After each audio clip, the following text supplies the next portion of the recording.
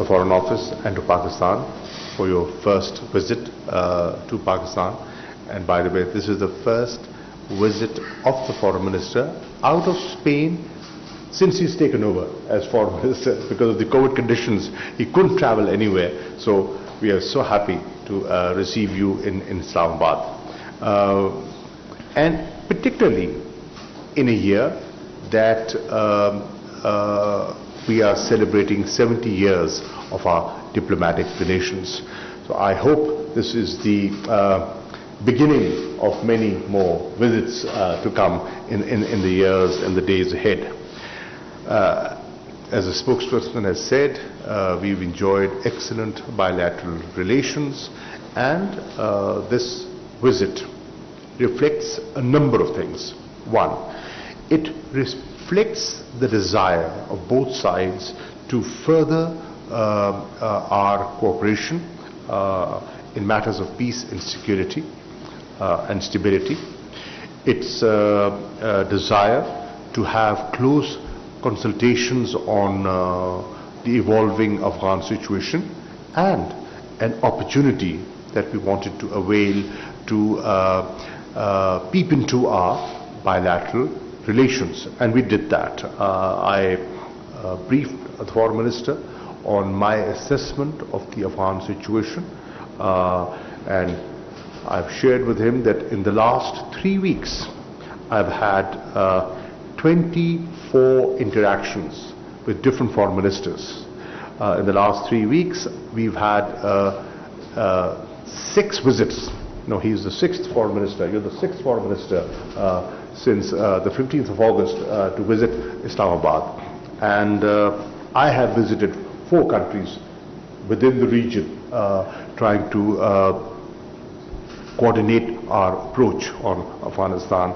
And the Prime Minister has had 13 interactions with global leaders. So it is important that we remain engaged, and your presence here is very welcome. Our objectives: Spanish objective, Pakistan's objective, they're the same. What do we want?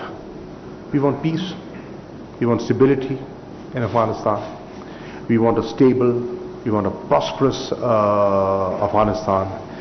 The question is, how do we get it? There was an opportunity. For reconciliation while the talks were going on in Doha, the intra-Afghan negotiations. Unfortunately, Foreign Minister, spoilers did not allow those talks to reach a conclusion, and there was a stalemate.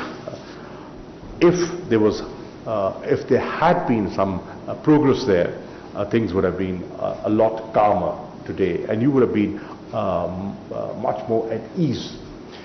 But we have to live with what we have and make the best of the situation.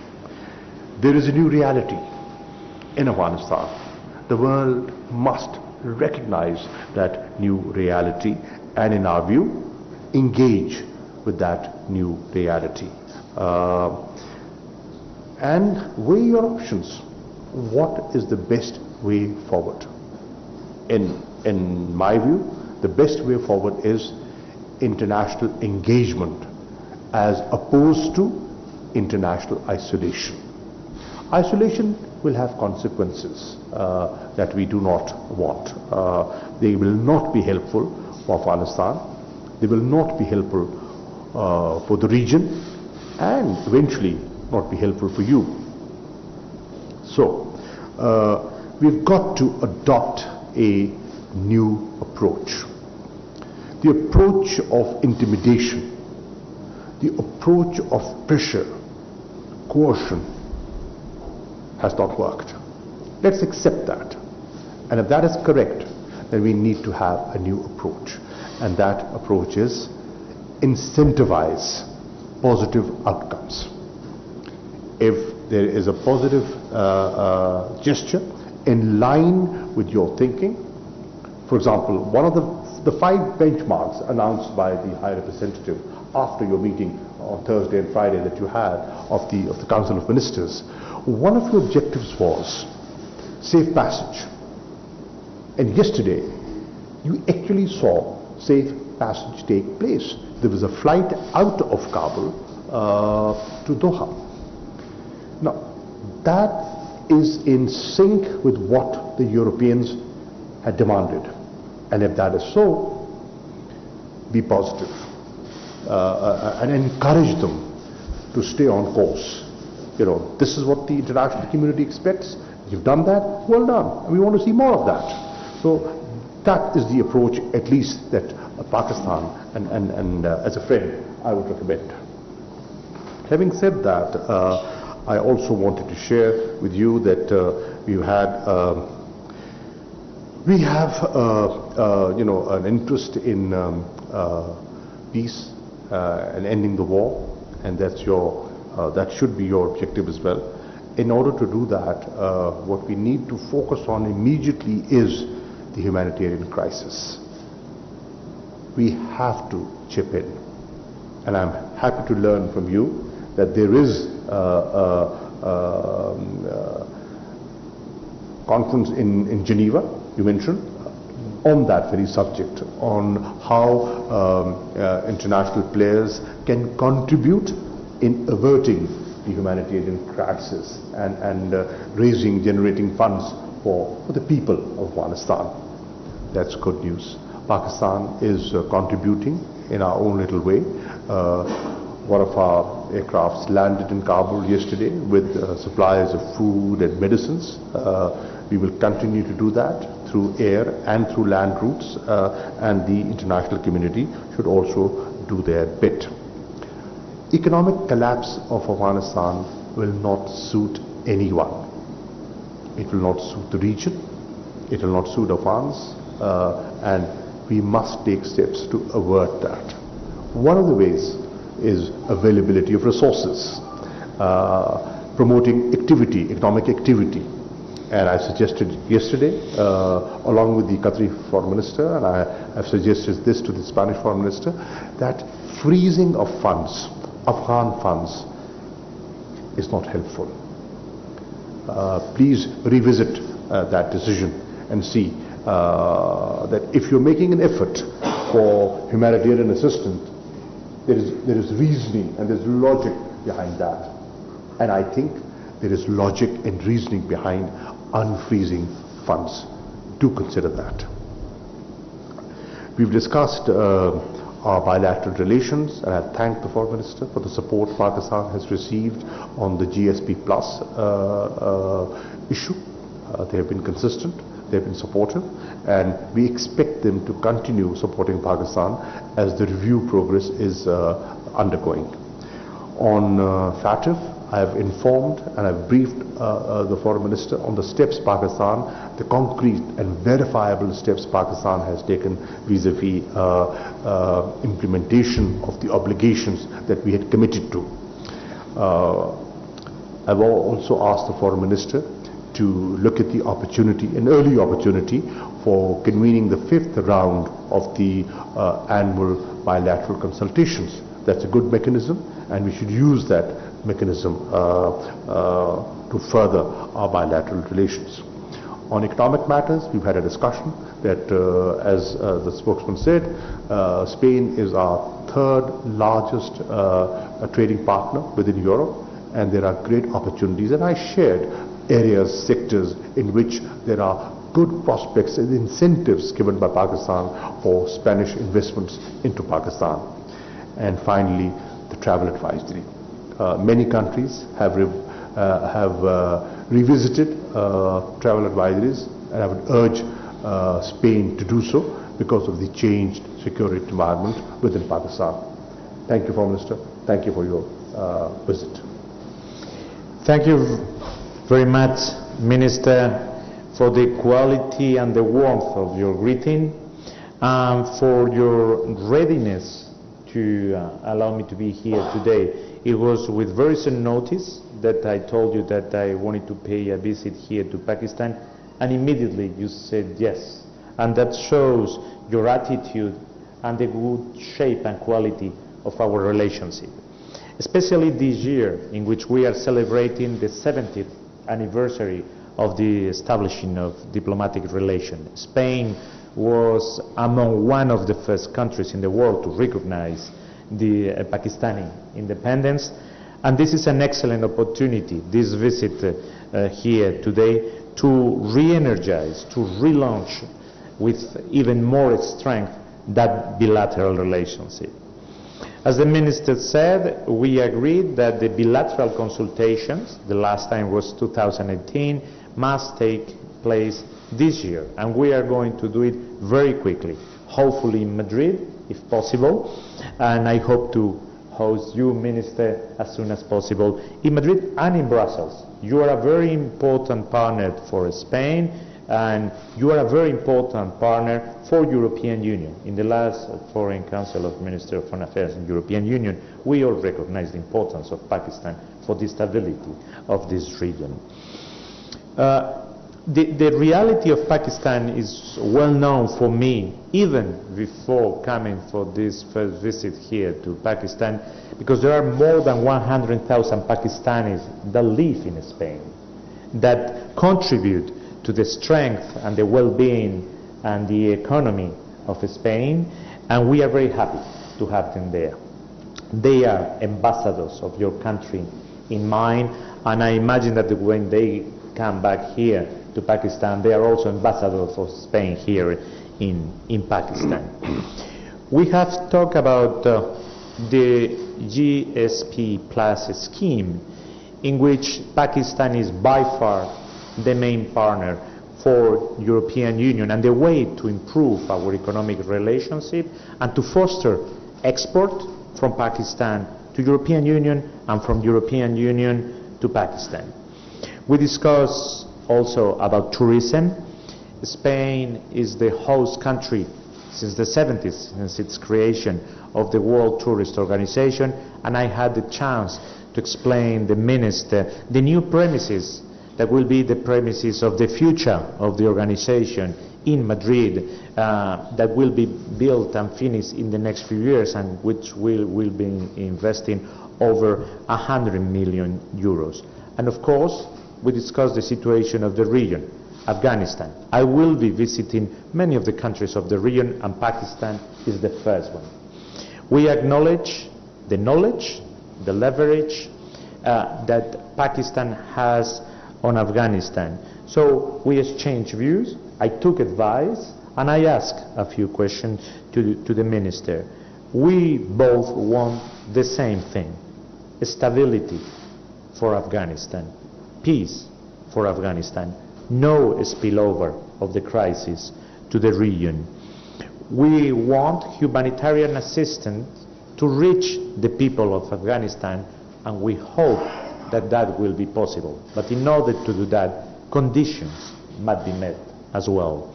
On Monday there will be a donor conference. Spain will be attending it, a donor conference on Afghanistan, and we will be engaging funds, doing pledges. Our agency is ready to help the Afghan people. We have been there, close to them for 20 years. We are not going to leave them behind. We want also, and I explained the Minister, we want those Afghan collaborators that work with us, with the different Spanish institutions through all this year, to be able to peacefully leave the country if they wish and come to Spain, as we are ready to do. So that also a very important objective for us. And of course, for Spain, for the European Union, I would say for the international community, the respect of all human rights, it's also something very important of Afghanistan. So we want to work very closely with Pakistan, with the regional partners, to try to make the best of the near future for the Afghan people. Thank you very much, Minister. I hope that this is the beginning of a long dialogue among us, that will be a long dialogue among between our nations. Thank you. Thank you, Ministers. I believe the ministers have time for a couple of questions. Please indicate your desire to pose a question and also introduce yourself. Gentleman in the middle. Naseem Siddiqui from Ab Tak News. Welcome to Pakistan. I would like to ask you that USA and Western countries, they are very much interested in the human rights and women rights in Afghanistan. But when these things are in Kashmir, in the illegally occupied Indian Kashmir, so why Western countries and USA don't ask Modi about the human rights and women rights in Kashmir, please? Thank you. Well, I can talk on behalf of the Spanish government, and I can assure you that human rights and women's rights are always important for us in any region in the world. In this very moment, there is concern, I cannot hide that, about the situation of women and human rights and freedom of movement of those that have collaborated with us in Afghanistan, and that has been one of the sources of discussion. But for us, human rights is not something divisible. It goes all over the world. Can we have a question from the back, on the right side? Thank you, sir. This is Shaukat Praja from iTelevision, and I have a question for both the excellencies. My question to Honorable Shah Mahmood Qureshi is, when so many people are interacting with you, what is their concern, why they are not able to recognize Afghanistan so far when the ground reality is very clear? And my question to Honorable Visiting Foreign Minister of Spain is, there is a ground reality and there are international aspirations. Why international community is not able to recognize what's on the ground? And how far in the world history the defeated countries, they impose conditions and the victors, they are asked to accept the conditions? Thank you. Thank you, Praja Saab. On the question of recognition, the interactions that I've had with my colleagues and what I've deduced from those interactions is that people are not in a hurry. People are watching. They're waiting. They are looking at the unfolding events in Afghanistan, and they are saying, they haven't shut their minds, they have an open mind, but they're saying our decision will be based on your policies and your actions. They have announced certain benchmarks, and I am sure they will measure them according to the benchmarks that the European Union has illustrated. So that is where they stand. But at the same time, there is recognition of a new reality. At the same time, there is awareness that engagement is required. A dialogue for a better understanding can be useful. So I see an interest, a desire to engage, but not a rush to recognize. I don't think they've talked about imposing conditions or even imposing conditions. No one has done it. Asking for freedom of movement for those that have collaborated with us and that want to leave Afghanistan, or asking for humanitarian assistance, security conditions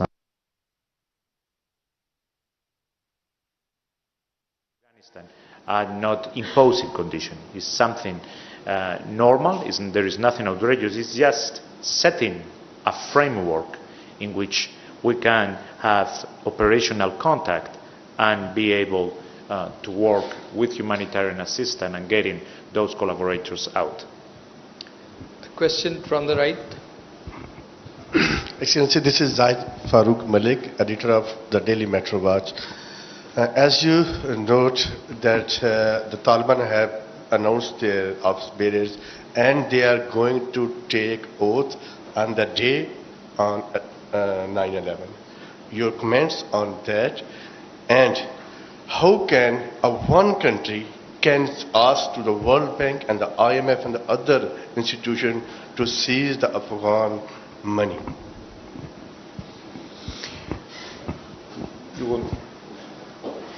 That's directed to you. Okay. I can talk on behalf of the Spanish government. I mean, the organizations that you've named they have a board and they take their decisions, so there is no comment on how they act, on they behave. It's the board that behaves. Once again, the aim of the Spanish government, and that's the spirit with which I have come today here, is to give stability to Afghanistan, to ensure that the population will have humanitarian assistance if they need it, to make sure that there will be no spillover effect of this crisis on the region, and the respect of human rights. That's the spirit in which I come, and that's why I wanted to engage with the minister here in Pakistan and to engage in that discussion. Because this is not an effort of one country. There, I share your point of view. It's an effort of the region and the international community. Thank you very much, ladies and gentlemen. वज़ीर ख़ारिजा शाह महमूद कुरैशी की Spain के हम मनसब Jose manual अल्बारेस के हमरा news conference आप मुलाहिज़ा कर रहे थे। वज़ीर ख़ारिजा शाह महमूद कुरैशी ने कहा कि हमारी ख्वाहिश है कि अफ़गान अमन के लिए किरदार अदा किया जाए। स्पेन के वज़ीर ख़ारिजा से अफ़गान उमूर पर बात हुई है, हमें एक नई हिकमत अमली अपनानी होगी। स्पेन के वज़ीर ख़ारिजा ने स्पेन की जानिब से अफ़गान अमन अमल के किरदार में पाकिस्तान को सराहा। नाज़रीन, ये थी PTV ताज़ा तरीन।